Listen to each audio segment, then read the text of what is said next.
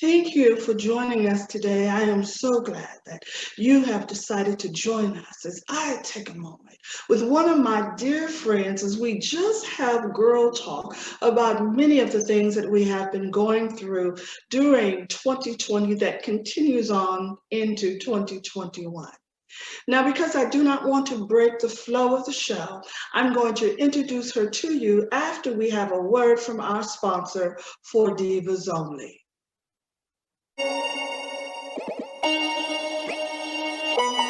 That is karma.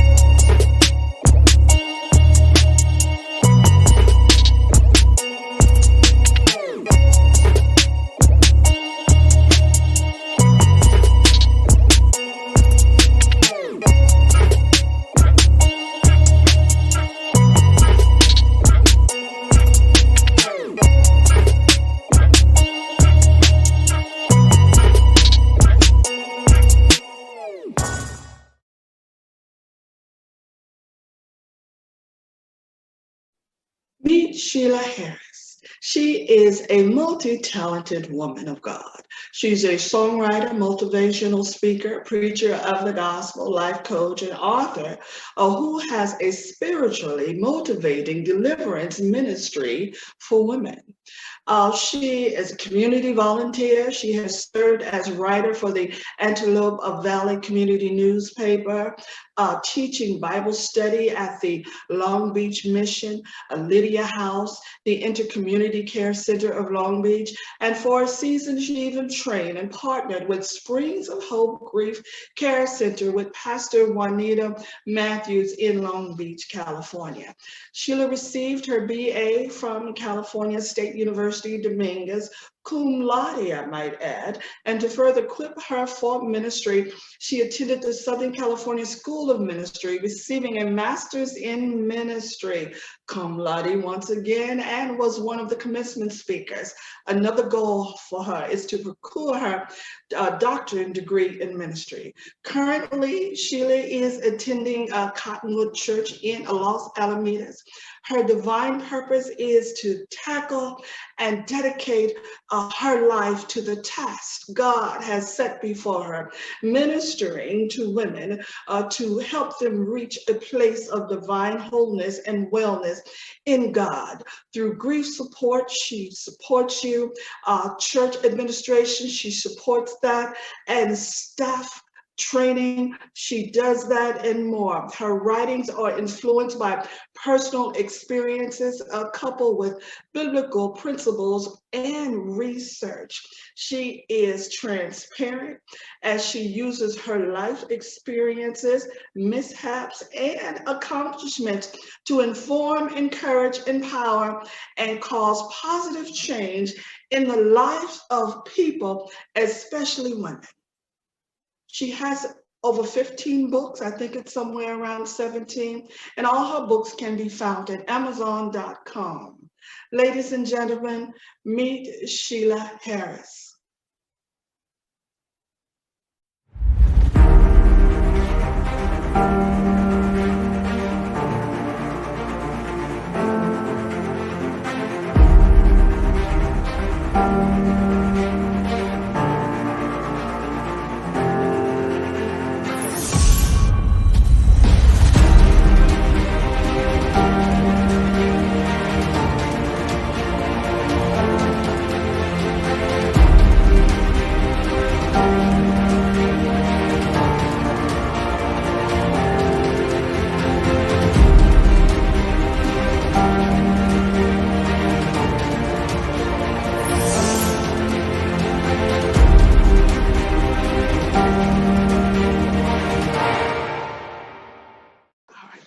so much, everyone, for tuning in today. I have one of my dear friends with me, Sheila. I am all teared up because I haven't seen her in a year. Hi, honey. How you doing? A year, two, three. I haven't seen you in almost 3 years. Yes. Sheila, I met Sheila doing church. She was a pastor at one of the churches I was going to. And she was the first woman there to actually open up to me. Because you know how women are in the church, you know how we could talk about those California churches, and open up and just welcome me in. And I've learned so much from her during my time at this particular church. And she is very humble. I had no idea she was an author of, at that time, probably more than 10 books. I think she's up to 15 or 17 now. Just a humble being, full of information, and it's all spiritual, it's all God, and it's all purposeful, and it's all really designed for women. So Sheila, during this time that we've been living in, 2020, right? Right. It's been uncertain. It's been frustrating for a lot of people. It's been very different and very strange. But for some of us, we have been blessed in that period. I think you and I talked about that. Yes. But a lot of people have lost a lot of things and a lot of people. And for just a moment, I want to focus on your book called Surviving the Loss of a Loved One. This was a book you wrote in 2011, which you shared with me that it assisted you in moving through the loss of your dear husband. Right.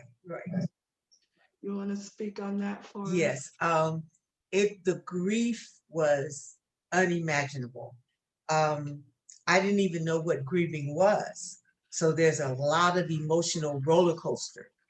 And I eventually, after, not eating and going through all of the different signs, and there was no one to tell me, that what you're doing is okay, but you do have to do it in a healthy manner. But like I couldn't keep going without eating like I was doing, but I needed help. And what I did, I also went to grief counseling. That was very, very good. And with the book, I just began to write down every day what I felt, what was going on in my life.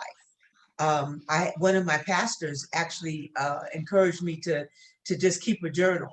So that's how the book came about. It was the most, oh God, the unimaginable time in my life, because I didn't know, what was going on with me, and then you have to learn, or I had to learn eventually how to live without him. And a lot of people don't know how to do that, so that's why I, wrote the book, was really to help others, to share it's kind of funny in some places, because I didn't want it to be just sad, but so I kind of kept it upbeat, but so others would know what they're experiencing is okay. It's part of the grieving process. And that's what a lot of people don't understand, that there's no time in grief. These are things that I learned from your book, that people have fear in getting help. Yes. The dumb things people say to you when you're grieving, it's just a part of life, and it's something that we learn to do. I experienced grief with my mother and my father, but with my father, I was ready, because he was 80 years old, he was ill, I was ready, I could deal with, but with my mom, I was not ready. Right. And that's that process of learning what was happening to me, physically and mentally. That's a good point, because my mom just recently died in December the 2nd. Yes. She was 99. And because of my experience with my husband, not that I love my mother any less, Right. but we're in COVID. We hadn't seen her in 6 months. So I'm dealing with grief before she even passes away, because I know that she's afraid, because there's no one coming in to visit her. She's, when she ends up in the hospital alone. But I was still able to go through the process of losing her because of the experience I had with my husband. So I went through all, yeah, I'm still going through, with the different things. I can sometimes a picture will come up somewhere of her on the computer, of course, and or just different little things that you don't think will set you off, will set you off. I think I posted on Facebook recently, I used to give her communion on the first Sunday. Oh. So when the first Sunday just came around, I thought about it that Saturday. And so I posted a letter to mom or a phone call to mom. Just that was my way of dealing with the grief, saying that I usually give you communion, da da da. And it really helps me to get through those moments of, man, I miss my mom today, So, but you need to know what the grieving is. It's a loss, and it's not just death. Jobs, cars, COVID is a really good example, because as you had mentioned, some people lost whole families, right? Yeah. I mean, they lost whole families, mother, father, siblings. It's overwhelming. And then other relatives, I've lost a lot of friends, so it's really a time where people will need to know how to manage their grief, because if they don't, it's going to be very, very difficult to even just get through any of the stages. And especially at this age, you start losing people. Yes. And the inability to go to a lot of funerals this year. If that sounds like it makes any sense, I don't want to go to a lot of funerals, because but people, that's true. Classmates, and a lot of it didn't even have to do with COVID, but I couldn't really go and say bye, or be in that group of individuals that you're like, oh, we get to see, how funerals are. Right. Classmates that I couldn't go to see it, it's just like, it was painful. It was because with my mom, we were limited to 20.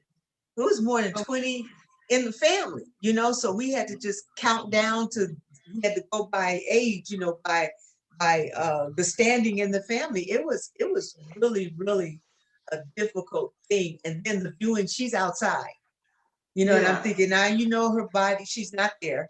I know that. Right. But I'm thinking, well, she got to be cold, because I'm cold. Okay. I had her on a sweater, but she's outside. I'm viewing her. It's like so disrespectful to me. What, my mama outside? Life has really dealt some things. Yes. I wanted to end with this, but we're not at the end, but I'm going to go to it anyway, that you wrote the Chronicles of Mom. Yes. That was the most powerful, enjoyable, informative things where you can learn how to deal with going through the situation with your mom. Her struggles, she had a fan club. It was hilarious. She was hilarious. There were heartbreaking moments that you shared with us that you would write on Facebook that turned into an awesome book. Right. That was another journaling every day. I had started posting in 2009. Started posting when I'd go visit her. And then people started saying, you need to keep a record of this, probably in 2012 or 13. So I had to go all the way back to 2009, pull up all the posts, and then I kept journaling them and posting them on Facebook. But people were living vicariously through those posts, because some had lost their parent, some were dealing with their parent. And as you were saying, I made it funny. I mean, the things that hurt, I tried to make funny. Like, she would say things to me that I'm like, did she really say that to me? Did she really talk? Because she had a little bit of dementia, but her mind was still sharp. So, my brothers, when they would come in, they'd say, Mom talks to you like this all the time. And I'm like, yes, she does. He said, how you deal with it? Just deal with it. It hurts sometimes. But at one point, one of my brothers told me not to visit unless he was there. He thought that some of her actions would really wear on me after a while. So I go out there without him anyway. I'm like, I'm going to see my mom. You don't tell me when to go. I go out there and I'm sitting in the parking lot calling. He said, where you calling from? I said, out in Mom's. He said, how that working for you? Because I'm just bawling because of something she said to me. He said, how is that working for you? I'm like, not too well today. He said, that's why I told you don't go by yourself. But it really does share. It's personal. I share a lot of things that she does or she says, that are sometimes embarrassing. Like when we changed church, when I changed churches, and I could wear my sweatpants and tennis shoes. Yeah. She said, I know you didn't go to church looking like that today. Oh God. I had to actually stop. Dressing. Yeah, I had to stop. When I go to her and do a little more casual, because she Yes. upset. I mean, because that's not how she just thought, Mom, they don't do that anymore. Yes, gospel fashion. Yes. You're not wearing gospel fashion today. Not today. But to the people, as we talk about these things, these are things that will help you get through your life. I am going to suggest that you do check out those books on Amazon.com, especially if you're going through anything. All the information is going to be up here for you to see. There's just so much about life that we go through. I mean, the Bible even says man is born of a woman. He has just a few days, and those days are filled with trouble. So we want to get through those troubled days the best that we can. And we do it, of course, with the Word of God and with inspirational writings like the writings from Sheila Harris, who also encouraged me to write as well. God bless. Awesome job. I don't know really where to go from here. I did want to mention, you mentioned going to therapy. Oh, yes. How important that is. And I noticed that the Black church is sharing that because that's such a fupa with us, if you will. We don't do that. But it's very cultural. It's very important. And Bishop Jakes brought to church Pastor Nita Phillips, and she's a minister, and she is also a psychiatrist, and she preaches on it, and it was so powerful. It reminded me of a lot of stuff that you would say and talk, and I just wanted to bring her up so people can go on YouTube and look her up. If you're not sure about why we do need to go get assistance on some things, there's a lot of things that's happening in this particular world. We're in just a very dark time, and if we don't understand what's happening, if we are not close to Jesus Christ, have some spiritual upbringing, or even some of us don't have family, which I do, but I'm just saying, you need assistance. Right. Yeah, they the group counseling, because with the church, let's start with the church. They are used to being marriage counselors, grief counselors, whatever kind of problems you're having. They even try to deal with molestation, and you really need a person who has professional training, because basically it is nothing wrong with telling me to pray, but by the time I come to you, I have calluses on my knees. I've prayed out. I need something to help me survive what I'm going through. And unfortunately, they mean well, but they don't know what to say. With a counselor, with the group counseling, number one, it's a safe haven, because they don't allow. I've been in situations where there are different women, a person who's still going, and their husband may have been dead 40 years. So they're still going through by choice every day. And then you get someone whose husband just passed. And so it's a safe haven, because the one that's going 40 years can't tell you what you need to do. You'll find that a lot, if they don't use that safe haven, they'll tell you, well, what you need to do, what I need to do. One lady was saying, you don't need to say that you lost somebody.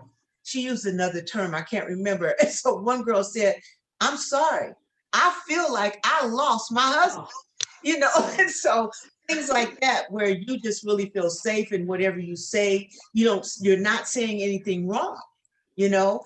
And then Right. with the counseling, they really do control that. And you also get a chance to see that you might not be as bad off as you think. Because when I went, one thing, if it's not a Christian counselor, you can't talk about God. But my experience was, this was really, they wanted to know what my method was, because they said I seemed to be doing fine. Mine was the most recent. So I told her the only way I could explain it was to share my faith. So they took a vote and they let me do it. And then after the class, they're all coming to me for prayer, saying I started drinking again. I got on drugs, and I'm out there on the parking lot with a prayer line. But what God allowed me to see was that it's not as bad as you think it is. I just thought, I was like, oh, you just a basket case. But it wasn't as bad as I thought it was. And with her explaining the process, and it is important, though, that we go through the journey. If we stay in one part, like stay in depression, then that's not good.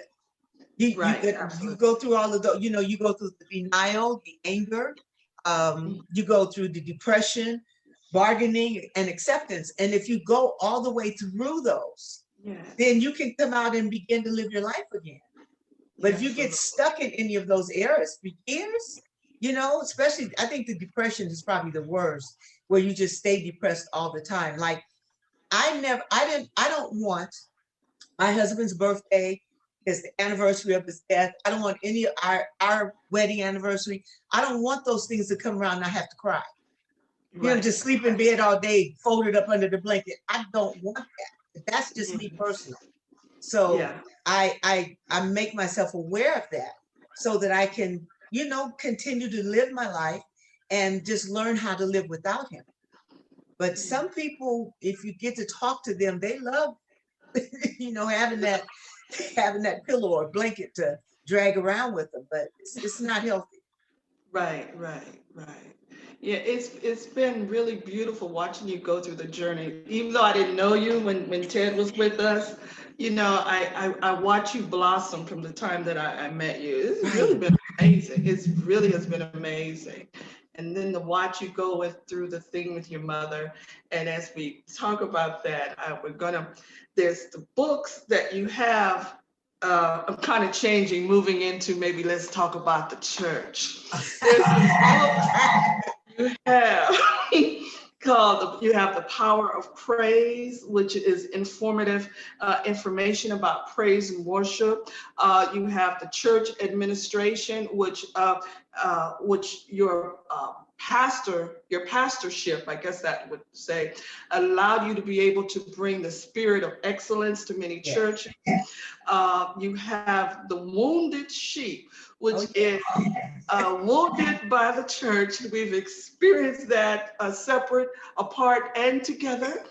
And then you have 365 days of devotions for pastors, leaders, and staff. And you also have one just for women. Trying to keep it on the upbeat side,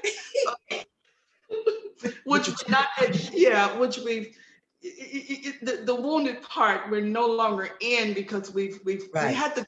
I would like to say we had to go through that to get where we are today. Yes. I really believe that, But I was sharing with another organization that when I was called to ministry and had to go back to my home church because that's what God said to do. My spirit said, girl, you don't want to go there. Them people don't like you. But in obedience, I went. And I grew and I learned how to deal with people that don't like you and still stand for Christ and still live in grace, But where should we begin? Well, I think we can start with, I think the biggest problem with people being wounded is that the leadership in the church, the person who's called to be the shepherd, they veer away from the Bible. They veer away from what the Bible says for us to do.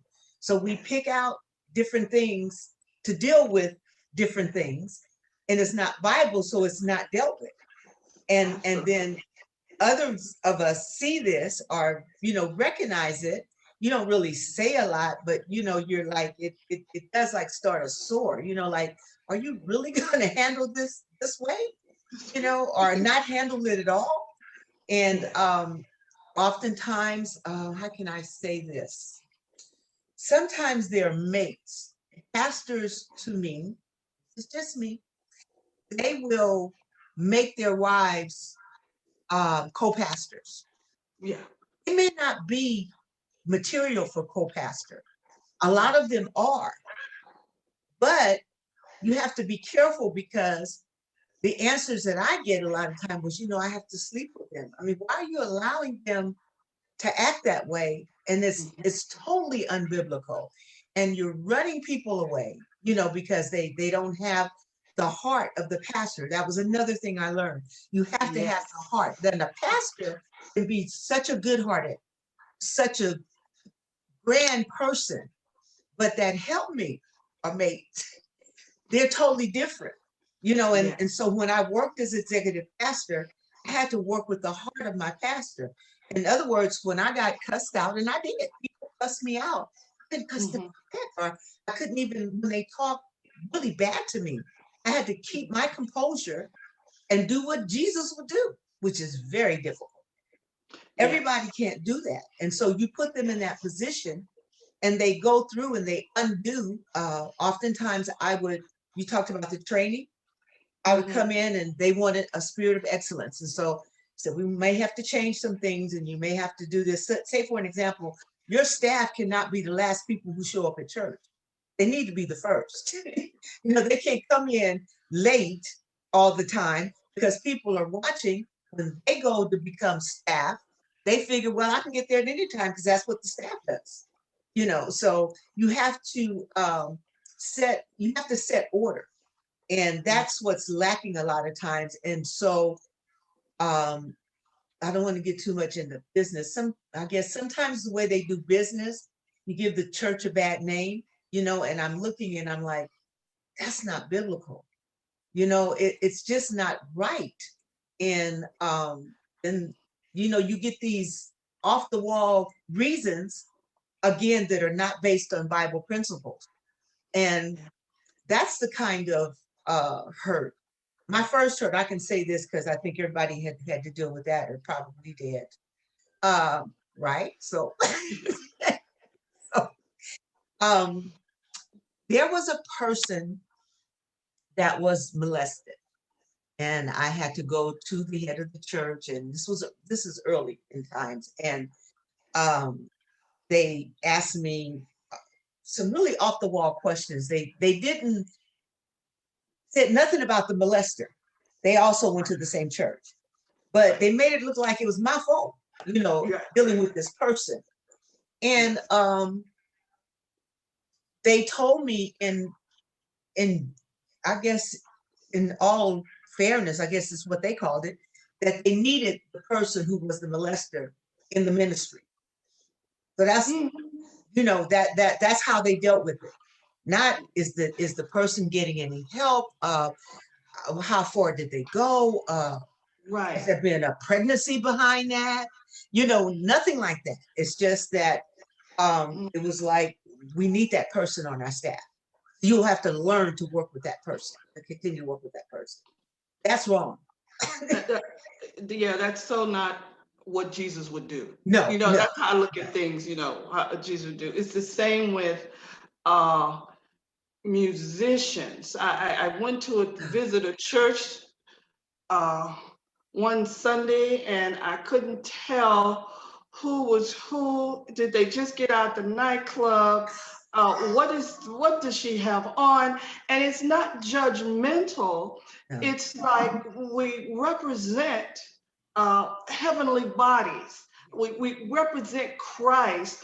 And when people come in to the church, they don't want to see crazy looking people. Now, don't get me wrong, we accept everyone. I'm not saying that, but we do have to represent something that looks godly. Your staff needs to have training. They need to, you know, because with the modest dress, they need to recognize that you can't wear everything and present praise and worship. You can't Absolutely. wear everything and stand up and preach. So, you know, with the training, with ministerial training, or however you want, staff training, Yeah. know that we must be different than what that's coming in because they're watching us. But you don't, you're right, you don't want to turn this because it came in a pair of shorts, because they do that too. Right. You know, turn Right, you, right, or right. you got on a cat suit and a string around the waist, you know, you don't want to turn them away. You have to learn how to Away. deal with that. But your staff, you know, looking, Yeah. as you said, you just come off the dance floor. It's, and then you mention it and they get upset. You know, Absolutely. you go to them in love, not out in front. I just want to share this with you because other people are talking. This, that's number two. They're saying, you know, I want to bring my husband, but you know, the way they dress, I don't want to bring him in and they're dressing like that. You know, because I'm trying to get him out the strip club. Absolutely. Absolutely. Absolutely. It's, yeah, church has been very interesting. I'm grateful for the place that I am in today. Yes. The spirit of excellence that we searched for so long, Yes. you know, that we knew God was calling for the church to be. I can experience that at the place where I am. It's Yes. you know, and you know, we talk about this molestation. You know, there's background checks now for Yes. individuals. You know, people don't realize it's very important. You It's know, been in the works for a long time. We just don't, in our just culture, they I work with the kids, they don't know nothing about don't know nothing it. about Nothing, it. anything about it. And I've seen this, Cheryl, I've seen this Yes. where people have come into churches I was a part of. They didn't Yeah. do a background check. This person had a record and Hmm. did something to one of the ladies or the girls or the women in the church because Yes. you didn't do a background check. Because That's they that just, that that's really important. You're the youth pastor, you know, and you're probably young, and then you got all these young girls, and of course they dress much differently than we do, absolutely. and they're also very their bodies are very they're built very well. You know, I'm like, what are they eating? You know, they're corn Really. fed, Absolutely. Absolutely. you know, but and they don't do any I interview, we used to interview, this is good. I used to interview our staff once a year, twice a year. And we would tell them how they're doing in ministry. There was one young man that wanted to work with the youth. I asked him what did he think that his um lowest point was? What was the most negative thing, something he needed to work on? He says, I like women. But they were about to point him over the youth. But he was just honest with me, and I'm thinking, you guys really don't want to do that. He's already said I don't have any control with that, you know, Mm. and he was very good. He would have been very good for the position, but he Yes. wasn't spiritually mature. Yes. So, you know, that spirit of excellence, it's you're right. I'm so happy now because I thought one while there's no place. Everybody just works. This is good enough. You know, I this is good enough. We're doing fine. We got 30 more minutes, you know. Where I go now, where I go now, I'm like, we're done. And it's beautiful. You know, you don't have to Absolutely. be, because a lot of what we're doing is not really necessary. God is Absolutely. not getting any glory.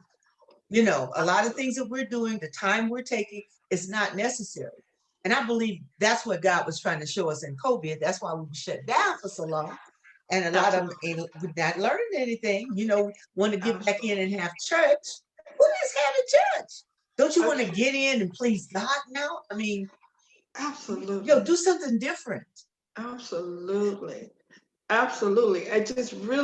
It really did put the churches not just on blast, but it also made those that could come up to the point of Yes, what God's purpose is. You yes, know, yes, I I miss my congregation, going to the church and all those beautiful people At the Potter's house, that's where I Yes. go every day. But you know, our bishop he's such a pastor. He has such a heart for the people that, you know, our safety is more important, but Exactly. he has never stopped doing God's will. I Right. mean, he's feeding the people. He's doing getting PPE stuff out there. They're doing worldwide training. I mean, it's just we're still in class. We still have the schools going on. We're doing everything except congregating. Right. Exactly. It, And that's what we need. A lot of ministries aren't able to make that adjustment because yes. they wouldn't even know how to record something on the phone that's known come to Zoom or any of the media outlets, you know. And so they don't want to come up into this age. And so they're left in as dinosaurs doing the Wow. same thing the same way. We've got to come up. We've got to come up with what is going on in the computer world. You know, Absolutely. and you can reach some churches are getting membership just from the Yes. online only. You Oh, know, yeah. yeah, because they also have, you can go to this Zoom room and you can have prayer. You can go to this Zoom room and you can have class. You can go to this Zoom room and have women's studies, you know, they don't miss a Absolutely. beat. But a lot are struggling just to do Zoom. Just to do Zoom. Yeah. It's been so wonderful. I can, you know, do my church on Sundays. I can check out a couple other people if I want to, you know, Zoom in a way I'm tired of it, but I'm blessed by it. You know, I have a women's group that I get with on Sunday, on Saturdays. You know, there's a lady that has a group. We have tea, you know, on some days. It's just really been a very interesting a time of adjustment for me. Right. You know, even though I am ready to get out, don't get me wrong. Yes. It's been years. It's been Just a go year. somewhere and have a cup of coffee. Okay, absolutely. You know, just even drink a glass of water, right? I mean, come on. some people, you know. So I'm looking forward to that. But as we kind of talked, church really has been our life, and we have experienced the Yes. one spectrum to another. You know, always. I think what's important or what has been good and blessed is always doing our best to stay in tune with what Jesus Christ wants, what the will of God is, and what his purpose is. And to see a lot of churches do helter-skelter stuff, and, you know, to experience that, to speak up, to be ostracized for speaking up, you know. Because they get angry. Some of your leaders, they don't, who are you? But I'm just showing you the Bible says this. I'm not using my opinion. Absolutely. We do study and believe in the Bible, right? You know, and you know, that's our book. That's what we go by. But if I bring some, you know, and that's you mentioned we talked earlier about me having church on the beach. I was ready. And I'm figuring there's people out there on the beach. You know, I live right near the beach. There's people out there homeless. They need Jesus. Okay. And I mean, you know, I could just go out there and just start talking to myself, and they probably gather around, you know, and offer them Christ and help bring people into the kingdom.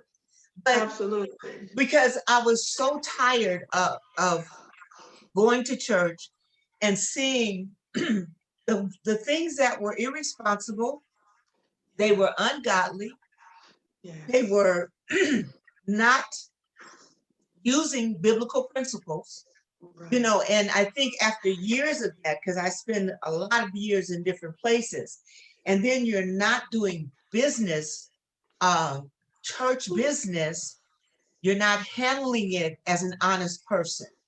That really, really got to me. I mean, I've dealt with people writing me checks that jump all over the place. You know, my account gets messed up, and they might make the check good, but they don't make the account fees good. You know, that's just wrong.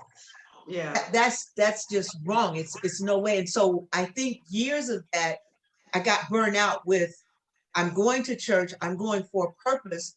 I seem like the only one going. Not that I'm so good. That's not what I'm saying.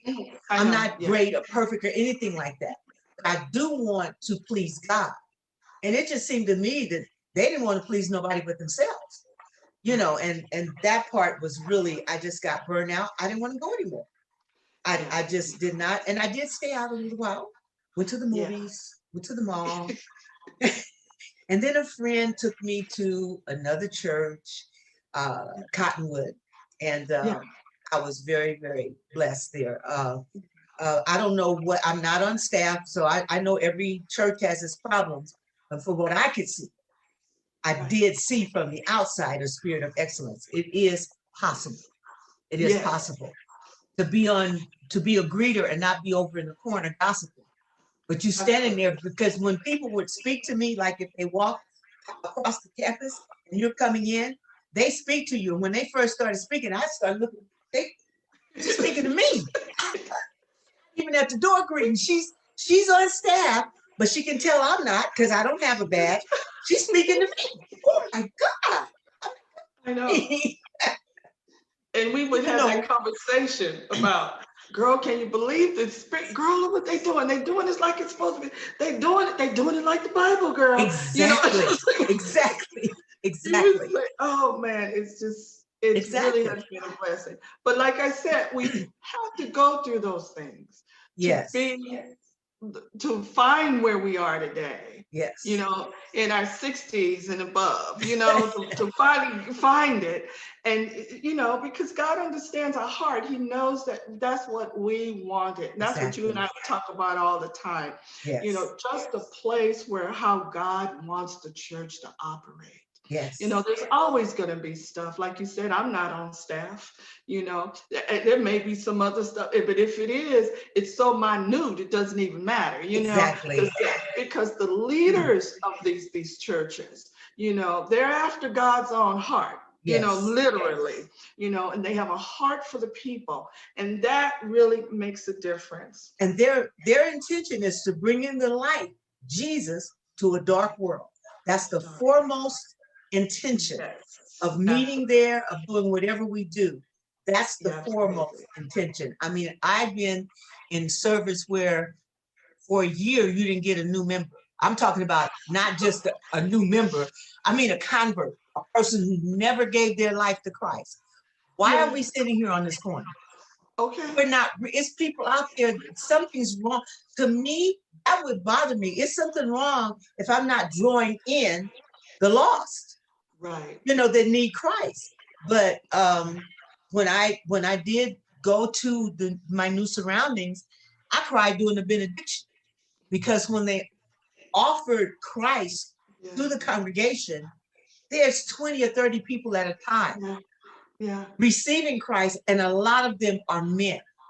The people thought I was crazy. I had never seen anything. And I'm just sitting there, and people trying to get by, and I'm just crying and worshiping God, because he's showing me it does exist. It does. People are still coming if you give them me.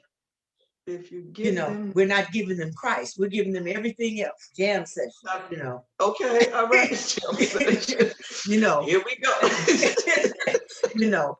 Worship where we gyrating and dancing across the stage. I'm like, how can a person, because worship is intimate, and you have an intimate relationship with Christ.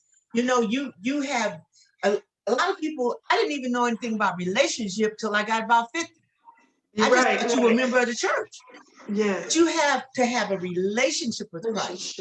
And to get into worship, you can't do that hollering and screaming. It's an intimate time. I'm giving Christ accolades. I'm pouring out my heart to him for who he is in my life. And then you're standing there half naked. I have to close my eyes to try to get intimate. And then you seeing people all doing the worship, because worship, people really, if they really get into the worship zone, I'm telling you, people tap me on the shoulder and can we, what? I want to fight. Don't you see me here? Tears running. I know. You don't even know in the service things we should do to make it more intimate and more enjoyable, or more so we can grow spiritually. We don't even do those things in church. We just do what we've always done. and we can't develop the relationship. Because Yes, worship is true. not just like you go home and do that. No, I might walk through the grocery store and in my Right. spirit get into a worship. You know, Yes. especially now because you can't get out. I be in the grocery store like I had to catch myself because I'm just so glad to not have COVID, just Okay. tested positive, and to be Okay. able to go out and purchase food. Oh, it's yes. So COVID, rather to teach me to complain or to I be know. angry, it's drawn me closer to God. It's made me Yes. really see how powerful God is. Because of course he could have stopped this anytime. But we Absolutely. needed this. We needed to, and a lot of people, their attention haven't been gotten yet. You know, Absolutely. but it's taught me to be more sensitive to others, to have more empathy for others, not to just think about myself.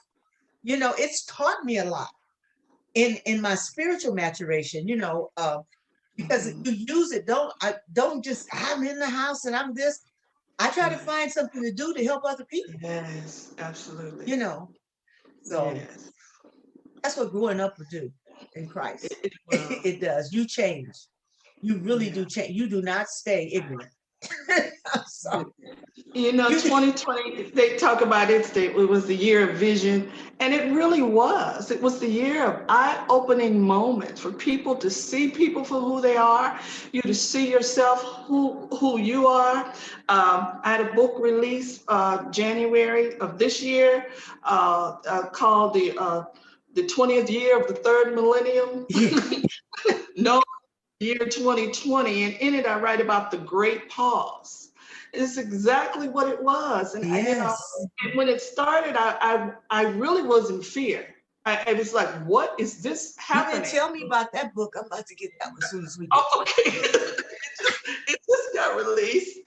I'll have a second interview on it That sounds awesome. with the Christian literacy group on Monday, on Okay. Monday. Yeah, yeah. But just stuff that I was writing, a lot of Facebook stuff, Yes. just thoughts of, the Yes. great pause. This is what it is, you Because we know. weren't seeing, so many weren't seeing God in this. They're looking at the Absolutely. government is shutting us down. The government doesn't want us to worship. I know. They could I care less know. because we're not doing anything. They're not, why would Absolutely. they want, we're not a threat. They shut down was a threat. It Absolutely. wasn't that. You had to learn how COVID spreads and how singing and talking spreads it further. But no, their whole staffs had to get COVID before they understood. That's why we Absolutely. don't want you to sing and talk, because it spreads further. You know, it's Yeah. amazing. Yeah. And with that, just seeing it as an attack on us or as a people or as a culture, I saw God being tired. That's what I saw. Absolutely. I I'm did like, too. God, please don't be mad at me. What you need me to do? How do I need, how do I need to change? You You know, know? it was like, look at you, look at what's happening in the world, look at what people are doing to people, look at the racial injustice, look at the Yes. hate, look at it. We had to look at it, even though we Yes. knew it was always there. It was smack dab in our face, and it was nothing Yes. that we can do. Look at the churches, look what they're doing, nothing. Let's just close them down. Those that were doing something will know how to survive during this Yes. time. Yes. But God knew exactly what he was doing, as he always does. He's always in control. Yes. You know, and Always. and like I said, I started out in fear, and then I began to think. I said, don't be fear. You can't go to work. You was tired anyway. You start thinking like Exactly. that. Exactly. You was struggling anyway. Oh, now they're gonna give you how much? Oh, okay. All right. You can Okay. save money. Yeah, You know, absolutely. you No I, gas. Shoot. yes. Bought There's no some gas. positiveness in this, just as long as we don't, do what you need to do, wear your Do what you mask, need do to what you do. need to do so you don't catch the disease, the During that, virus. I had to go to one funeral. It was a large funeral here. I'm in Texas. They don't the rules, but the people at this particular church was a huge church. They had it all spread out, and I went to one wedding, But other than that, I hadn't gone to any things. I only went to those two things because I needed to. And I was, and again in Texas, I think the wedding was in September. Everybody do what you want to do, but everybody had masks on. It was, we had our masks on until the food got served. But yeah, it has been very interesting, year of uncertainty, but it's been a year of eye-opening moments. Yes, definitely. And God still showed himself powerful. He still he showed himself powerful. In our lives. He even put on blast the so-called evangelicals. Yes. It's just like he just put everybody on blast. Yes. It's just been, but I don't know, in conclusion about just talking about the church, we just, I was, you was going to the beach and I said I was going to find me a white church and sit in the back of the church, don't say nothing. And they would treat me nice because I was the only Black person in the church. That's where I was going. Oh God. Yes. But when I got to, I joined a really nice church when I was in Houston for the few months. Oh, I really did love it. It was the Fort Bend Church, Pastor Stevenson. I was only there a few months. The Spirit had moved me to share with them, my ministry. They actually started preparing me to be a part of that. Of course, I was going to have to go through some stuff there, Right.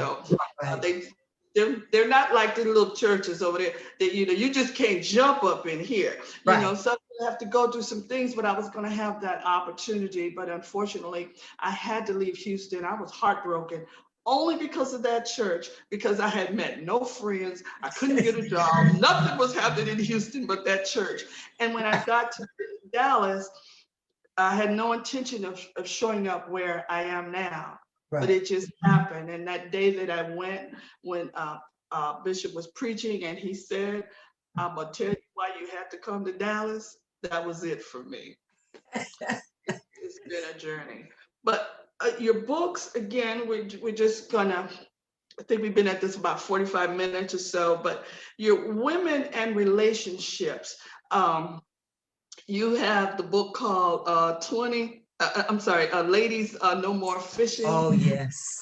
Can you talk about that for, everybody? It's a lot of single women, and I can just say a lot. Let's deal with the church, because if you look at the ratio of men to women, if the women didn't come, they wouldn't have anybody. So there's a lot of women who want to be married, who want to have that significant other, but what they're doing, they're not. The Bible says, "He who finds a wife finds a good thing."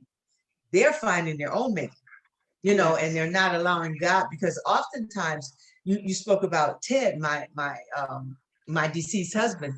When I met him, I didn't want to marry him.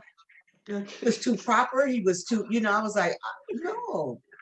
I'm like, and so I'm looking like it's probably going to be somebody that you least desire, but but we're also asking God to give us who He would want us to have. He was perfect for me.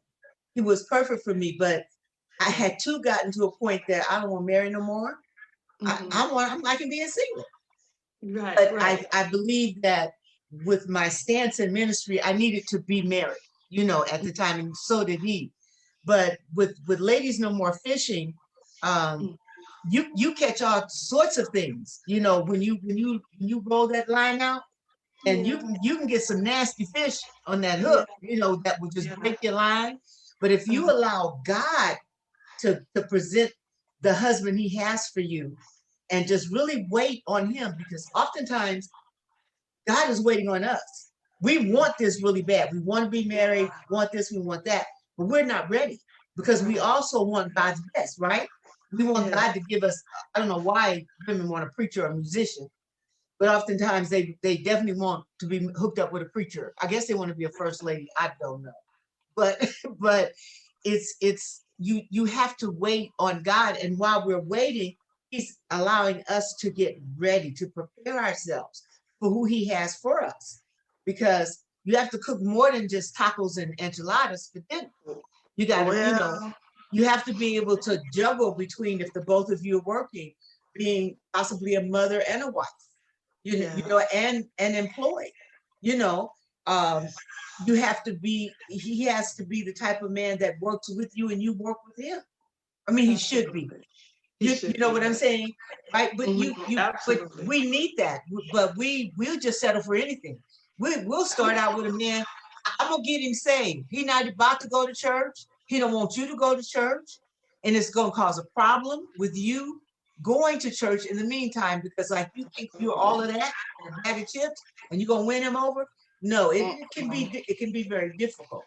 So that particular book explains to us what God wants us to do while we're waiting, the things we need to be aware of, our hygiene. I get really deep in that because I mean, if you've been in church, you've come across some people that might need a bar of soap, a little baby powder, Mm, and some water to go with it, you know? mhm. So the hygiene, keeping a clean house, Yes.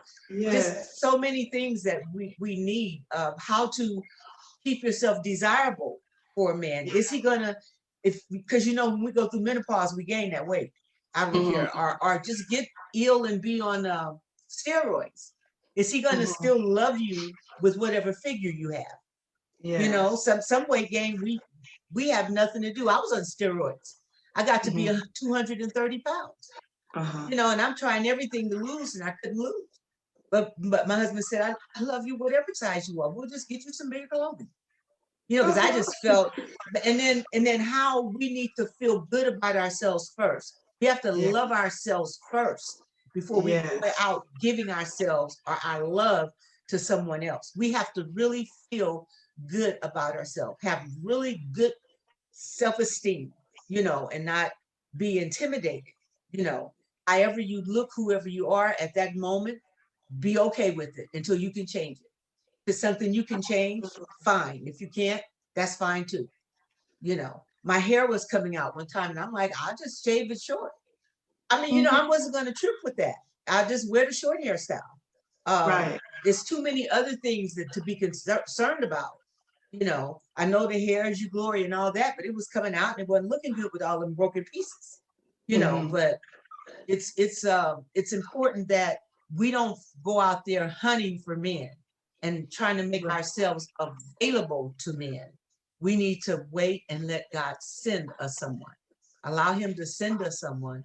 Be prepared emotionally and spiritually to receive them, and make sure that they don't just go to church, because women say also, yeah, I know God put us together. God ain't had nothing to do with it. He's still smoking weed. He's still Oh snorting. my God. Yeah, Okay. and yeah, God gave me, yeah, no, God's going to give you somebody after his own heart. Or maybe your heart is a weed smoker and snorting. So, Okay. but we have to be careful. And while we're waiting, God is a lot of times waiting on us to get in position to receive who he has groomed for us.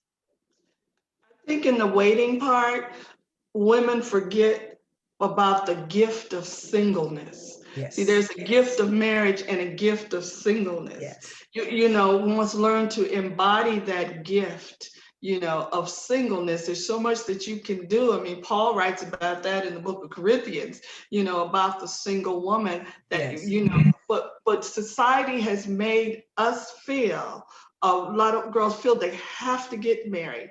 right. You have to have a man. This mentality of needing to have a man. I did a show on the alpha female.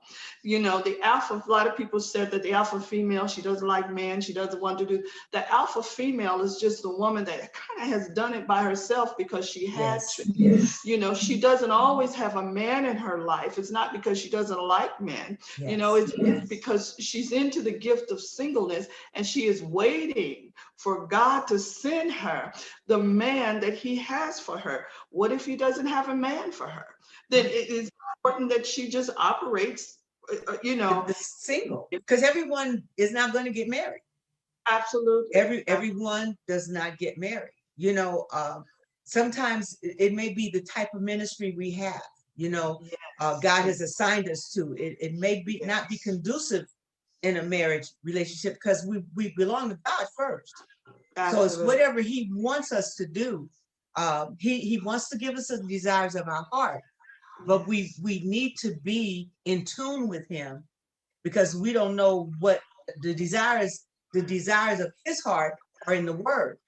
We just want Yes. ours nurtured, Yes. but we have to Yes. be able to follow his word Yes. in Yes. the life of a woman in order, to be able to get what he wants or what he wants for us, and then to have what we think we need or want.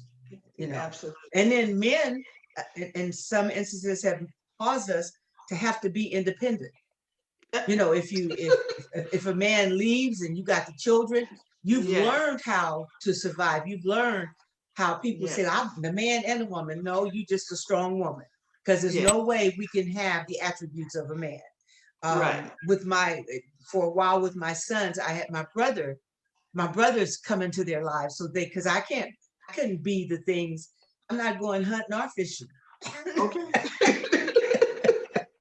I'm not going out there Yes. throwing no baseball, so, Absolutely. you can't be that to a son. They need that male image, but we have to, so we have to learn how to, you got to be willing to kind of not give it up, but to be balanced in your relationship if you want to be married, because you learn how to be, I'll go get my own car fixed.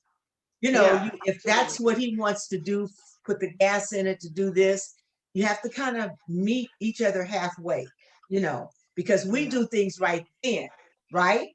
But a man, Right. oh yeah, I'm gonna do that tomorrow. Sometimes, not always. Okay.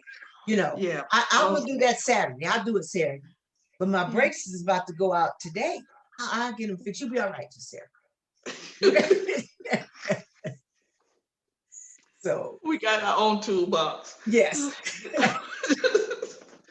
um, I think, let's see, we also have to see people, I think, was it 17 books?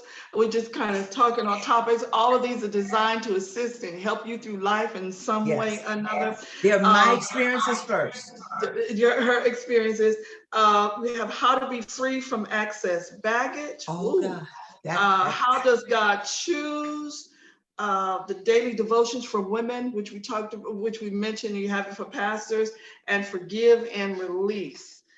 Those were some of the books that kind of are books for spiritual empowerment, I would think, to motivate and to help you move through those issues.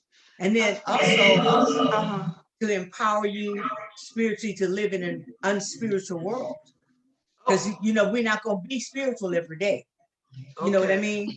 So we're not going to always walk around spiritual. So it teaches us how, like you mentioned about how does God choose, like with all the one, I think I started writing that one, doing a shooting at a theater. Right. Batman was going to open up.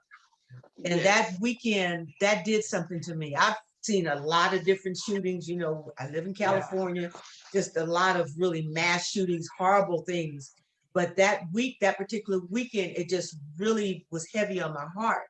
And then I thought, well, God, why? How do you choose? But he doesn't. That's why I put the title there. He doesn't choose. He allows us to make the choices. He allows us to choose. So a lot of things going on in the world, COVID, shootings. It's a lot of things that people make a choice. They have guns collected. We don't have the right kind of gun laws. So we are into the choices. You have a child that wears black all the time, a long coat, and stays in his room locked up with heavy metal music. But you didn't see nothing was wrong with him. They ordered an online gun. How do you get a gun inside your parents' house? How do you get guns, right, inside your parents' house? So there's many things that we've made choices or allowed, and they come to that kind of end. So, but the book explains how do we get through? How do you get through horrible situations like that? Because people that are unsaved will say, "I thought your God was loving." Why would he let something like that happen? Because he allows us to make choices. Absolutely. He allows us to make choices. Yeah, I think it was Billy Graham's daughter, who was asked the question on an interview she was having. It was after the 9/11. Why did God let this happen? Right. People want to come, with that. And her response, if I could remember, some of it was so powerful. It's like, you chose to Yes. allow God out of the schools. You Yes. chose to allow prayer out of school. You chose to allow God out of your life. Yes. He's honoring Your what you choice. Yes. chose. Because You know, even if you go into the churches, we're not yes, doing what we need to be effective in the community. right. It goes straight back to the Bible. As a church, we've got to be effective in the community, not just in those four walls. Yes. And so that we can spread that in the community. Everybody's not going to be saved, but at least you can spread the word, spread the good news. But we're not getting it out. We're not being effective. An example in the community. I mean, people look so hard and bad on the church. It's almost embarrassing nowadays with the scandals and things. And they'll say, well, it's just, no, it does not have to be like that. We do not have to have those kinds of scandals that turn people away. Because I had a brother that said, man, why would I go to church? I could just go to the bar on Saturday night. I have the people up in there I see in the bar Saturday night. So you don't want your good to be evil spoken of, right? That's why there's nothing wrong with drinking. But if people see you out, what will they think? My husband had to tell me this because I like margaritas. And so we would go out, and when I got under a pastor who explained, because in my birth church, you couldn't drink, you couldn't do that. And he said, there's nothing wrong with drinking. He says, it's like, my question is, how do you know what's too much before you get drunk? How do you know how many drinks you can drink before you get drunk? And then if a person sees you out and you're in a church that's kind of borderline with the drinking thing, why would you, he asked me, would you care what people thought of you? He said, and he took me to dinner because I can be hot-headed. I can be. So he took me out in public and he said, I want to ask you about something. He was so smart. And he said, you got that margarita. Now, how would anybody know that that's a virgin margarita? So the margarita glass has got salt on it. So all they're going to know is you were sitting up drinking with me after church and having a margarita. He said, do you care what they think about you? And of course I do. I don't want to have to be explaining my character. So I chose not to do that because I would do virgin drinks. I just like the mixed flavors. Absolutely. But because it would question my character, I don't do it. Right. Because it's important to me what people see in me. That they see God and not have, they pick you apart so much. Right? People pick you apart. You think you know all of that. And you think you this and you think, no, they're thinking it. But they pick you apart. You don't need to add things. Like you hear people cussing preachers. Come on. Yeah. I know. Come on. Well, he was angry.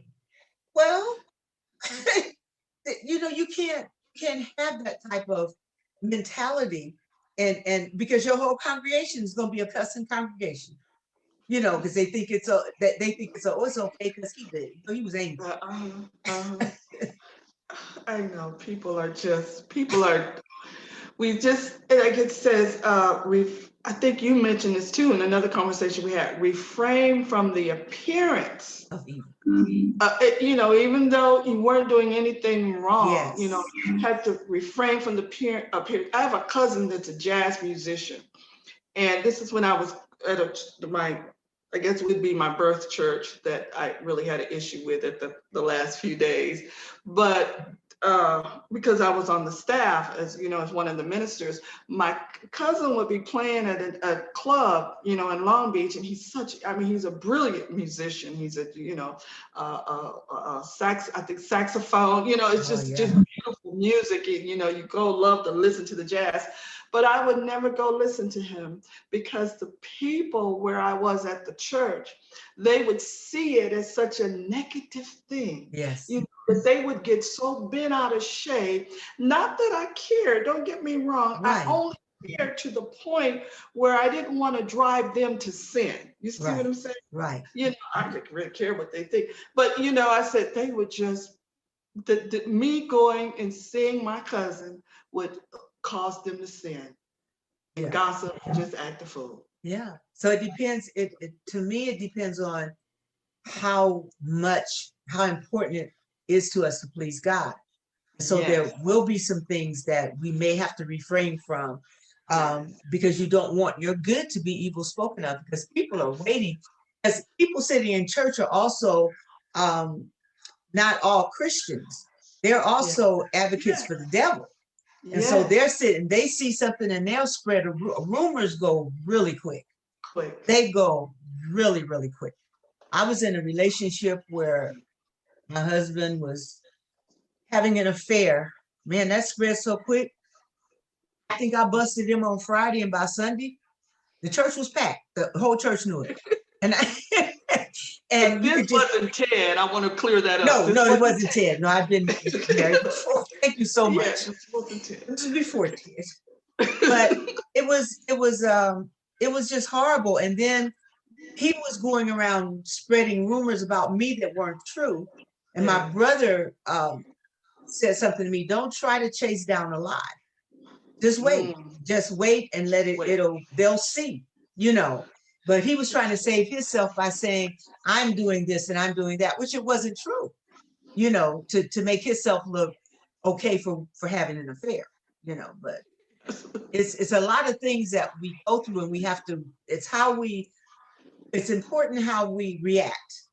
Yes. You know, reacting to certain things is very important. You can be right, totally right, but you can't always react because you're right. You have to allow God to work that situation out.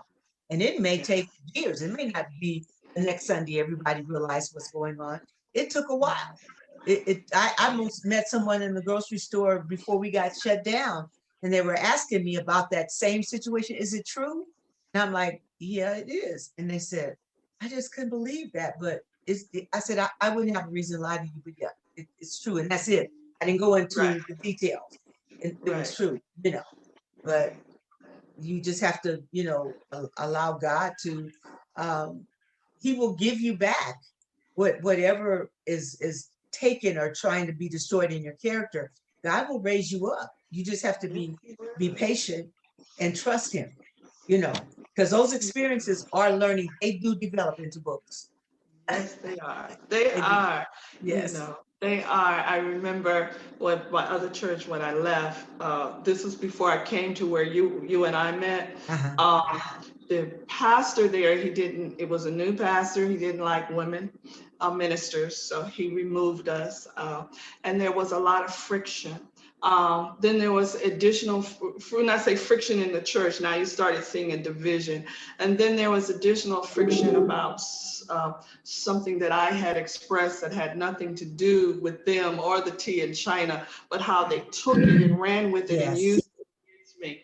Now, what I had to do eventually, I stayed as long as I could. We talked about that because sometimes we don't know what to do. Right. But, you know, the assignment is over.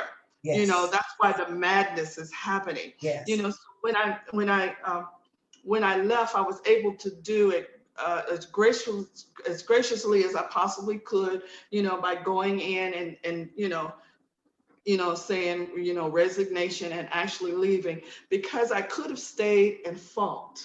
Yes. But you know, who needs to fight in the church? Exactly. You didn't want to cause division, you know. Just want, you know, they're in this space. Let them be in that space. You know, God is very clear. It's very clear. You know, go on, move on, get on. And that's what I was, you know, without a church for some time. You know, but you know, those things happen, and it was the best experience of my life, you know, that I can learn. And then when I went to the church where you and I met, you know, what I learned too from you was that, you know, how to be transparent in a very way that could help the women, because you were supposed to be the over the women's ministry, but you were over the staff and everything else. You said, baby, if you're doing all that, you gotta call Cheryl. So they put me over the women's women's ministry, and that's when I learned it was the transparency and developing these beautiful relationships with Yes. these women, and that's what I really appreciate you for. It's like just be transparent, just tell your story, let them know your story, Right. and provide a space for them to share their story. Especially And you overcome it, right? I mean, we've overcome all of these obstacles. all of And it. so, they can see, I'm not, you don't want to say, yeah, I'm stripping in the club, but God's about to deliver me. You don't want to share that, but you can say years ago, like the book, How to Be Free from Excess Baggage. Oh, I yeah, took a lot of pain into other relationships. You've got to yes. be delivered from pain. It can stem from your childhood. The case of being molested, the case of all those things you need to be delivered from. And again, sometimes it takes counseling. Yes. Sometimes we can discriminate in our own culture because of skin tone, skin hue, Yes. Yes. hair texture. We discriminate within ourselves. We don't have to go out. So often things happen in the family that causes us to have baggage, and we stack it on top of each other and never get free of it, and we take that into relationships, and that's not good. And so I share some baggage, and I share a lot of baggage that we have. I try to cover every kind of baggage we could have, and then how to, for women, and how to be free of it, how not to take that. The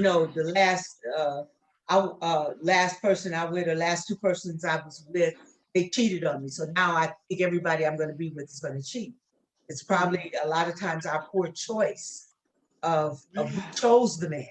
We didn't really get a man of God. We didn't really allow God to give us who he wanted us to have. So we get what we chose.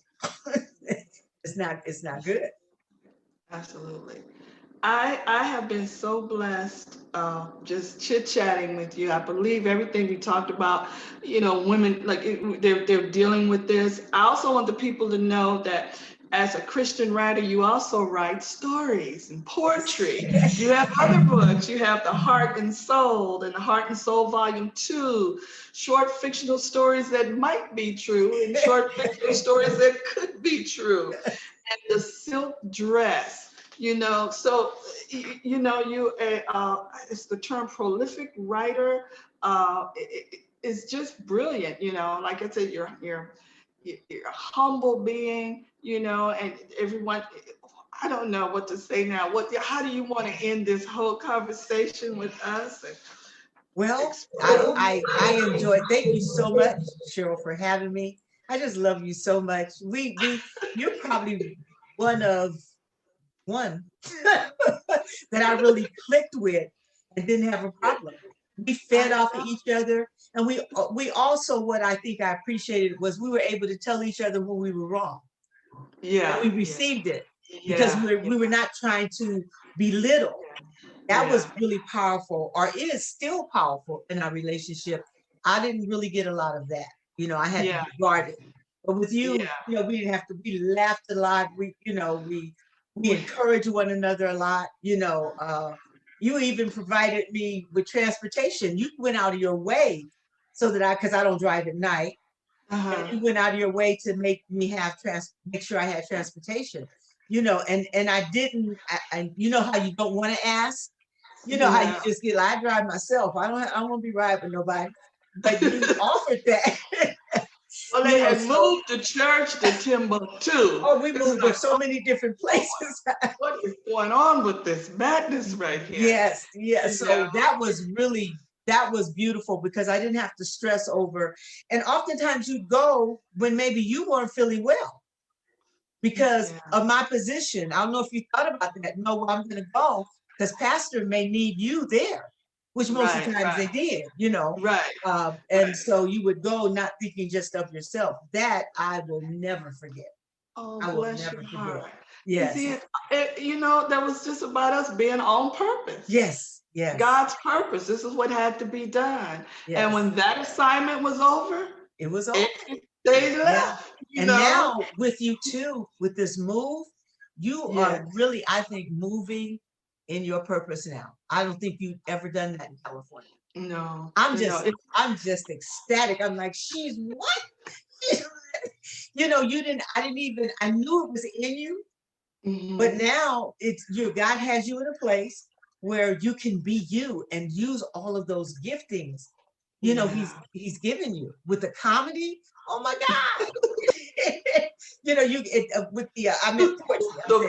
The spoken word. With the spoken word. I mean, that is so powerful, and I didn't even know that was in you. There were things that I used to do in the 70s and 80s and part of the 90s that I just stopped doing, because it's so difficult to do. I felt that everyone, and it could have been me too, there was so-and-so already got that locked up. Everything was a click, right.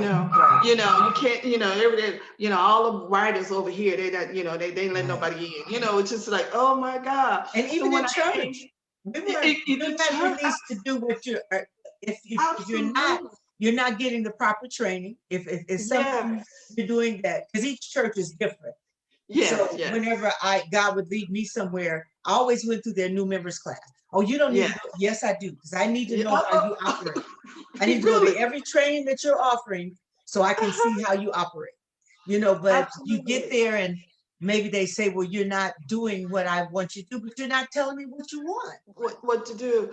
And that's why I'm so grateful when I'm at this church.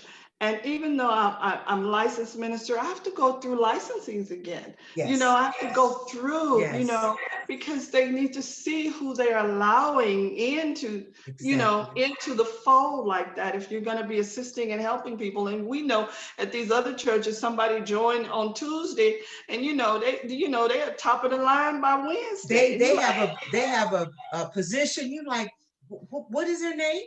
You don't know anything about them. And then they become a problem because you haven't set them down and sent them through training. They become a problem. I ended up in a meeting once in church that I thought was to be about, to kind of cover me. When I got to that meeting, the meeting was all against me. I was like, oh my God, I'm in front of a firing squad. A lot of lies, a lot of things. I thought I was going to be protected and trying to explain what my position is, because when you come in and they don't have anyone but the pastor and they have an assistant, they want to know, what are they going to let you do? What, did anything that they asked me to change, because a lot of things I would say, you might want to do it this way because this will better, it'll be more effective and you can have more control over what's being done. And did pastor tell you to do that? That's what I would always get asked. I know. Who is that? Is this you, or did pastor tell you to do it? Okay. I wouldn't do anything he didn't tell me to do or allow me to do. It's a learning experience. Now you can look and laugh, and even like you're saying, I'm ordained as a pastor and an elder, but I haven't went through any of that kind of training. Okay. I went through other training. I serve on different ministries in the background, and that's where I am right now. I think one of the things too, in me being here, when I started the spoken word, I was afraid that the people who invited me, how can I say it? They wouldn't like me if I was too good. Okay. You know what I'm saying? Yes. Because where I'm from, it's a different mentality. Everybody was fearing for position. Yes. Baby, I felt that way, but it was no need to feel that way. The people were loving and open. Oh, you can do this. Introduced to a guy named Michael Gwynn, whom I just love dearly. He's a producer, one of the biggest producers in spoken word. And I called him. One of the girls said, "You call him and see." I called him and said, how to say? Do you have a spot for open mic? His response was, if you be on time, I give you 3 minutes. So I said, okay, so I was on time. I was the first one there. And I did my little thing, right? And sat down and everything, blah, blah, blah. And they said, I got a lot of snaps and it was Right. good. And so the key is, are they going to ask you to come back up again? It's kind of Right. like, remember the Johnny Carson show when the comedians would go on? The key was if they would be asked to sit, to come and sit. Well, this was Exactly. kind of thing. So I was just sitting there, and I had a few other people come up, and it was the end. He said, should we ask Cheryl to come back again? Everybody said, yay! So that's why I always say Michael discovered me. So I've been kind of rolling with him ever since, even though COVID has kind of kept me back because they're still Right. doing things. But once I get my shot, my vaccine, because I Yeah. got my first vaccine, once I get the second vaccine and everything is kind of okay. Yes. Because I really missed that group. That really has been the group that has kind of centered me.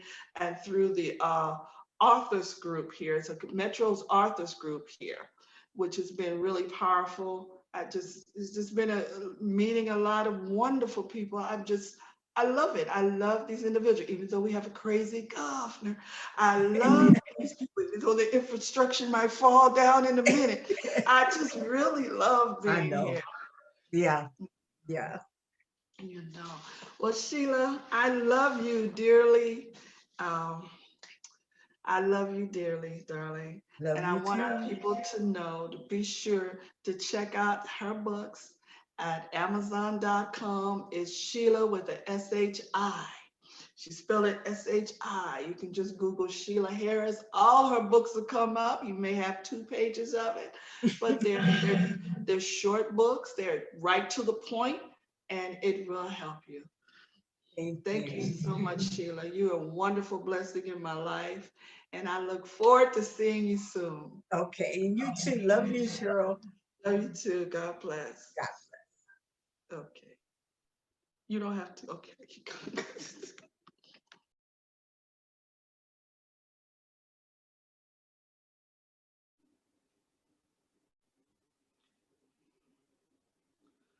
Black girl brilliance, educated, smart, got brains and beauty, stepped off into a destiny that's full of honor.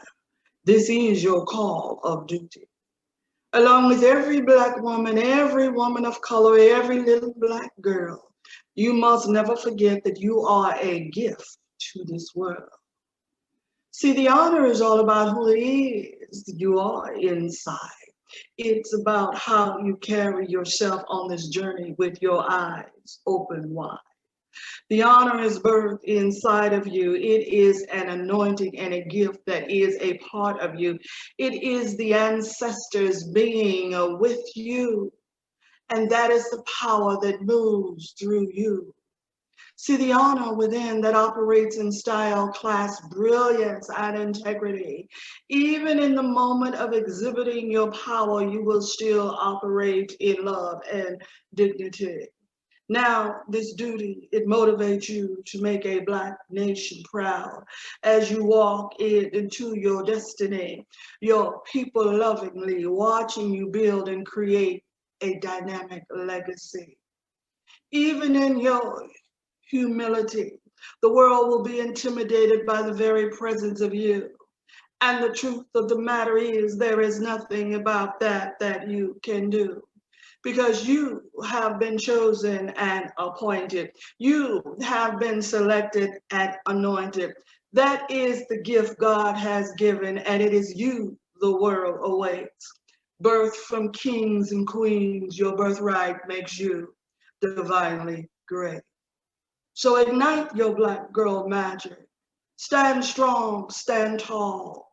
Beautiful Black girl, phenomenal woman, shattering ceilings, busting down doors and breaking through walls.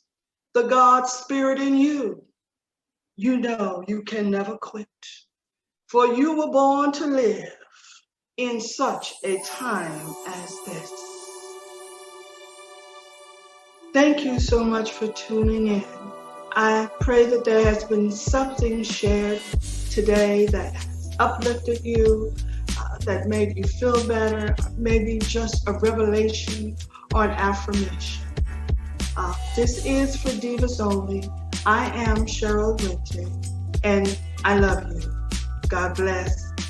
Peace out.